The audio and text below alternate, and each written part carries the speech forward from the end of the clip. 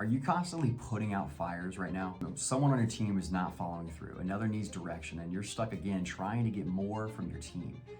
But what if I told you this, that you could actually stop this cycle? Not by hiring better, but by fixing the real issue. When I was a GM, I realized that every frustration, it came down to three things. It was either communication breakdown, my people were spread too thin, or they continue repeating the same mistakes. It was only until I realized, though, that it's not my people's fault. You have most likely between 30 and 50 different job titles in your dealership. Every single position, they have each different objectives, different systems, and different processes that they need to follow. Yet somehow everyone is supposed to just figure it out and work together seamlessly. This is your number one expense and you can fix it right now. And here's how I know. I want you to take 10 seconds and test this for yourself. If I ask you to pull out your phone and I want you to pull up your service advisor's exact success plan, could you? Can you show me how each advisor is actually measured? What is their daily checklist that they use? What's the key habits that they need to build to hit top performance? If the answer is no, it can't, that's exactly why we're constantly managing and not leading.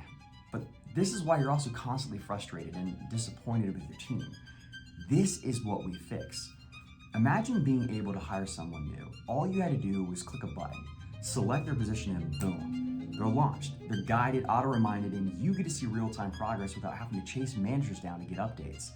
We help immediately build career tracks for every single position, clear success paths, structure learning journeys so you can quicker ramp up times, and we help you digitize everything so no one has to ask what to do.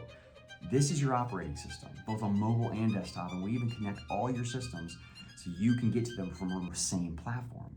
The result we've seen is 90% fewer questions because they already have the answers, 40% faster ramp-up times so they start contributing the way you need, and 60% more productivity once you have a structured onboarding program.